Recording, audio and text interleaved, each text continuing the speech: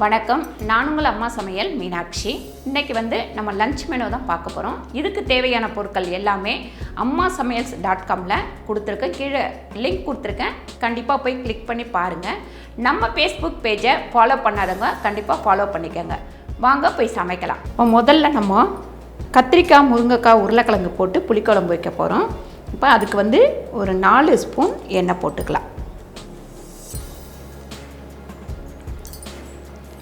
எண்ணெய் நல்லா காயட்டும். காஞ்சதுக்கப்புறம் நம்ம கடுகு உளுந்து போட்டுக்கலாம். ஒரு அரை ஸ்பூன் அளவுக்கு கடுகு போட்டுக்கலாம். அதுக்கப்புறம் அரை ஸ்பூன் உளுந்து போட்டுக்கலாம். 2 வெங்காயம், பெரிய வெங்காயம் நறுக்கி வச்சுருக்கேன். இதை இதில் சேர்த்துக்கலாம். கொஞ்சமாக கருவேப்பிலை. நம்ம இந்த வெங்காயம் வதங்கிட்டு இருக்கும் போதே உப்பு சேர்த்துக்கலாம். குழம்புக்கு தேவையான அளவு உப்பு. 2 ஸ்பூன் உப்பு சேர்த்துக்கலாம். இது பார்த்திங்கன்னா நான் 6 பேர்த்துக்கு குழம்பு வைக்கிறேன். அதுக்கப்புறம் நம்மக்கிட்ட பொடி ஐட்டம்லாம் வாங்கினவங்க 2 பேர்த்துக்கு குழம்பு மிளகாத்தூள் எவ்வளோ போடுறது அப்படின்னு கேட்டிருந்தாங்க. 2 பேர்த்துக்கு அப்படின்னா 3 ஸ்பூன் போட்டால் போதும். அதாவது காரக்குழம்புக்கு 3 ஸ்பூன், சாம்பாருக்கு 1.5 ஸ்பூன், பொரியல் ஏதாவது பண்ணுறதா இருந்தால் 1 ஸ்பூன், அந்த மாதிரி கணக்கு வச்சு போட்டுக்கோங்க. காரம் மீடியமாக தான் இருக்கும். பாருங்கள், நான் வெங்காயம், தக்காளி, உருளைக்கிழங்கு எல்லாமே கட் பண்ணி வச்சுட்டேன். கத்திரிக்காய் மட்டும் நம்ம சமைக்கும் போது கட் பண்ணால் போதும். வெங்காயம் வதங்கின உடனே இப்போ தக்காளி ஒரு 5 தக்காளி நறுக்கி வச்சுருக்கேன். கொஞ்சம் சின்ன சின்ன தக்காளின்ற தொட்டு 5 தக்காளி நறுக்கி வச்சுருக்கேன். இப்போ இந்த வெங்காயம் தக்காளி நல்லா வதங்கட்டும். ஒரு முருங்கைக்காய் நீட்டு வாக்கில் கட் பண்ணி வச்சுருக்கேன், அதையும் சேர்த்துக்கலாம். அதுக்கப்புறம் ஒரு உருளைக்கிழங்கு பாருங்கள், நறுக்குன கத்திரிக்காயும் இதில் சேர்த்துக்கலாம்.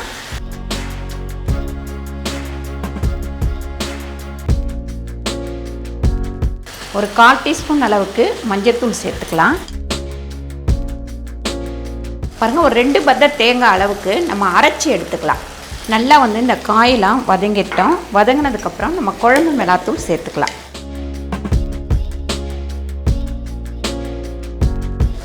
ஆறு ஸ்பூன் குழம்பு மிளகாத்தூள் சேர்க்குறேன். மிளகாத்தூள் போட்டதுக்கப்புறம் ஒரு வதக்கிடுங்க. இந்த மாதிரி வதக்கும் போது நம்மளுக்கு அந்த பச்சை வாடை போயிடும், நல்ல மணமாக இருக்கும். இப்போ நம்ம இதில் தண்ணி ஊற்றிக்கலாம். கொஞ்சம் காய்கறி வேகட்டும். வெந்ததுக்கப்புறம் நம்ம இதில் புளி ஊற்றிக்கலாம். மூடி வச்சிடலாம். நல்ல குழம்பு இந்த மாதிரி கொதிக்கும் போது காய் 3/4 வேக்காடு வெந்துடணும். அதுக்கப்புறமா நம்ம புளி ஊற்றிக்கலாம். கொஞ்சம் பெரிய கோலி உருண்டை அளவுக்கு புளி ஊற வச்சு கரைச்சி வச்சுருந்தேன், அதை தான் ஊற்றிருக்கேன். இப்போ புளி ஊற்றினதுக்கப்புறம் மறுபடியும் ஒரு கொதிக்கட்டும். நல்லா ஒரு கொதித்தோடனே நம்ம இப்போ அரைச்சி வச்சுருக்க இந்த தேங்காவை இதில் ஊற்றிடலாம். நம்ம தேங்காய் ஊற்றினதுக்கப்புறம் ஒரு கொதி வந்தால் போதும், ரொம்ப நேரம் கொதிக்க வேண்டாம். இப்போ இந்த அளவுக்கு கொதிக்கும் போது அது மேலே கொஞ்சம் பச்சை கருவேப்பிலை போட்டுக்குங்க, நல்லா வாசனையாக இருக்கும். இப்போ இறக்கி வச்சிடலாம். இப்போ நம்ம பீட்ரூட் பொரியலுக்கு ஒரு 3 பீட்ரூட், அதாவது 3/4 கிலோ பீட்ரூட்டு இந்த நீட்டு வாக்கில் கட் பண்ணி வச்சுருக்கேன். கொஞ்சமாக தண்ணி விட்டுக்கலாம். அதுக்கப்புறம் மஞ்சத்தூள் போட்டுக்கலாம். வெறும் மிளகாத்தூள் ஒரு 3/4 ஸ்பூன் போட்டுக்கலாம். இதுக்கு தேவையான அளவு உப்பும் போட்டுக்கலாம். ஒரு 1.5 ஸ்பூன் உப்பு போட்டிருக்கேன். இதுக்கு 1.5 ஸ்பூன் கிடையாது, பீட்ரூட் கூட சேர்த்து நம்ம காராமணி போட்டு பொரியல் பண்ண போகிறோம். ஒரு விசில் வந்தவுடனே ஆஃப் பண்ணிக்கலாம். வாழைக்காய் தோல் சீவிக்கலாம். வாழைக்காய் வடைக்கு பாருங்கள், ஒரு விசில் வந்துருச்சு. இதை இறக்கி வச்சிடலாம். இப்போ நம்ம பீட்ரூட் காராமணி பொரியல் பண்ணிக்கலாம். அதுக்கு ஒரு 3 ஸ்பூன் அளவுக்கு எண்ணெய் போட்டுக்கலாம். ஒரு அரை ஸ்பூன் ஜீரகம் சேர்த்துக்கலாம். அதுக்கப்புறம் ஒரு 4 பச்சை மிளகாய் சேர்த்துக்கலாம். கொஞ்சமாக கருவேப்பிலை. அதுக்கப்புறம் ஒரு வெங்காயம் பொடியாக நறுக்கி வச்சுருக்கேன், அதையும் போட்டுக்கலாம். காராமணியில் நான் உப்பு போடலை, அதனால் கொஞ்சம் ஒரு 2 சிட்டிகை அளவு இந்த வெங்காயம் வதங்கும் போது உப்பு சேர்த்து வதக்கிக்கலாம். இந்த வெங்காயம் நல்லா வதங்கினோடனே 2 தக்காளி நறுக்கி வச்சுருக்கேன், அதையும் இதில் சேர்த்துப்போம். பாருங்க, வெங்காயம் தக்காளி நல்லா வதங்கிக்கிட்டோம். நல்லா வந்து வெங்காயம் தக்காளி வதங்கிடுச்சு. இப்போ நம்ம வேக வச்சுருக்க பீட்ரூட்டை இதில் கொட்டிடலாம். கொஞ்சம் தண்ணியோடவே போட்டுருங்க. 3/4 கிலோவுக்கு நான் வந்து காராமணி 150 கிராம் வேக வச்சு வச்சுருக்கேன். இதையும் இதில் சேர்த்துருவோம். நீங்கள் இதில் வெள்ளை காராமணி வேணுன்னா வெள்ளை காராமணி சேர்த்துக்கலாம். இந்த கருப்பு காராமணி வேணுன்னா கருப்பு காராமணி சேர்த்துக்கலாம். கொஞ்சம் இதில் தண்ணி இருக்குது, அதனால் மூடி வச்சிடலாம். இப்போ வந்து நல்லா கொஞ்சம் தண்ணி வத்திருச்சு. இந்தளவுக்கு கொஞ்சம் தண்ணி இருக்கட்டும். அப்போ தான் நமக்கு வந்து இது சைடிஷாக வச்சு சாப்பிட்றதுக்கு நல்லாயிருக்கும். இது வந்து நீங்கள் சப்பாத்திக்கு கூட வச்சு சாப்பிட்லாம், ரொம்ப நல்லாயிருக்கும். இப்போ இதை இறக்கிட்டு நம்ம புதினா ரசம் வச்சுக்கலாம். இப்போ நம்ம புதினா ரசத்துக்கு 4 பச்சை மிளகாய் போட்டிருக்கேன். கொஞ்சம் வந்து தேங்காய். புதினா வந்து நல்லா ஒரு கைப்பிடி அளவுக்கு, மஞ்சத்தூள் ஒரு 1/4 டீஸ்பூன், பாருங்கள் 1 ஸ்பூன் அளவுக்கு உப்பு சேர்த்துக்கலாம் புதினா ரசத்துக்கு. இப்போ இதை அரைச்சி கொண்டு வந்துடலாம். தேங்காய், பச்சை மிளகாய், புதினா இதெல்லாமே அரைச்சிட்டோம். இதில் வந்து 2 லெமன் புழிஞ்சிக்கலாம். 1 ஸ்பூன் அளவுக்கு ரசத்துக்கு எண்ணெய் ஊற்றிக்கலாம்.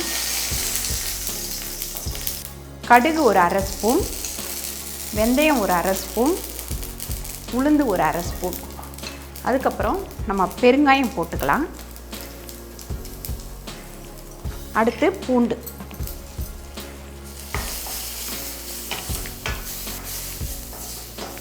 அதுக்கப்புறம் கருவேப்பிலை சேர்த்துக்கலாம்.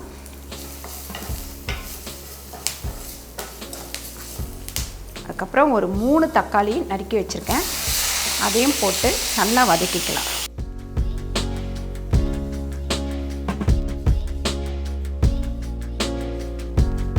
நல்லா வந்து தக்காளி வதங்கிட்டோம்.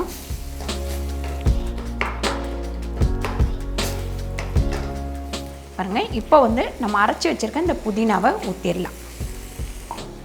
நல்லா ரசத்துக்கு தேவையான அளவு தண்ணி ஊற்றிடுவோம். தண்ணி ஊற்றிட்டு நல்லா இந்த மாதிரி கிண்டி விட்டுடலாம். ஒரு கொதி வரட்டும். அதுக்கப்புறம் நம்ம ரசப்பொடி போட்டுக்கலாம்.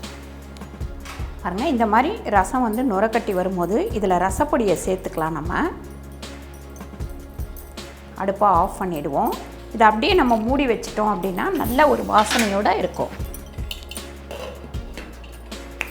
இப்போ நம்ம வாழைக்காய் வடைக்கு வாழைக்காவை இந்த மாதிரி தோல் சீவி போட்டிருக்கேன். கொஞ்சமாக தண்ணி விட்டுருக்கேன். இதை ஒரு விசில் போட்டுக்கலாம். இது வந்து பட்டாணி பருப்பு. நான் வந்து ஒரு குழிக்கரண்டி அளவு ஊற வச்சுருக்கேன். இதை வந்து நம்ம வடைக்கு இதில் அரைச்சிக்கலாம். வெறும் மிளகாத்தூள் 1 ஸ்பூன், இது வந்து கரம் மசாலா பொடி ஒரு 3/4 ஸ்பூன், கொஞ்சம் நம்ம பெருங்காயம் சேர்த்துக்கலாம். இதை வந்து அரைச்சி எடுத்துக்கலாம். இப்போ நமக்கு ஒரு விசில் வந்துருச்சு. அடுப்பை ஆஃப் பண்ணிவிடுவோம். ஆஃப் பண்ணிவிட்டு இது ப்ரெஷர் அடங்கினோடனே எடுத்துக்கலாம். பாருங்கள், இப்போ இந்த வாழைக்காவை எடுத்து இதில் வச்சுக்கலாம். இப்போ இதை வந்து நல்லா மசிச்சுக்கலாம். இந்த வாழைக்காவோட நம்ம அரைச்சி வச்சுருக்கிற இந்த பருப்பை சேர்த்துக்கலாம். பாருங்கள், 2 வெங்காயம் பொடியாக நறுக்கி வச்சுருக்கேன். அதையும் இதோடு சேர்த்து நல்லா நம்ம மிக்ஸ் பண்ணிடலாம். பாருங்கள், ஒரு 3/4 ஸ்பூன் அளவுக்கு உப்பு சேர்த்துருவோம். உப்பு சேர்த்து நல்லா மிக்ஸ் பண்ணிடலாம். இப்போ நம்ம வடை போடுற அளவுக்கு எண்ணெய் ஊற்றிக்கலாம். எண்ணெய் வந்து நல்லா காயட்டும். அதுக்கப்புறம் வடையை பொரித்து எடுத்துக்கலாம். இந்த மாதிரி சின்ன சின்ன உருண்டையாக உருட்டிட்டு நல்லா வந்து நம்ம மசால் வடை போடுற மாதிரியே போட்டு எடுக்கலாம்.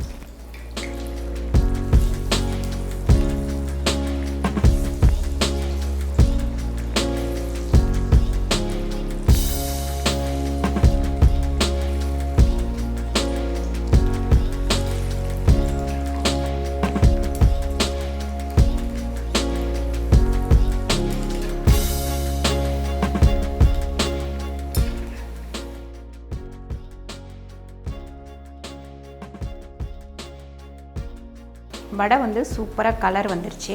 இந்த கலர் வந்தவுடனே நீங்கள் எடுத்துருங்க.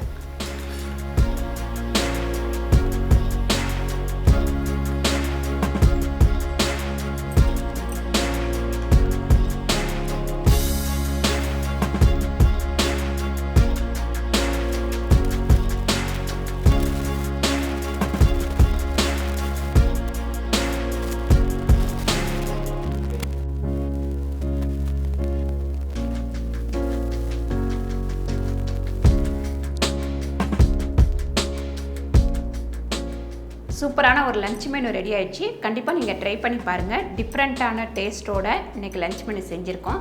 இந்த வீடியோ உங்களுக்கு பிடிச்சிருந்தா லைக் பண்ணுங்கள், ஷேர் பண்ணுங்கள், சப்ஸ்கிரைப் பண்ணுங்கள், ஃபேஸ்புக்கில் ஷேர் பண்ணுங்கள், மறக்காமல் கமெண்ட் பண்ணுங்கள். நன்றி, வணக்கம்.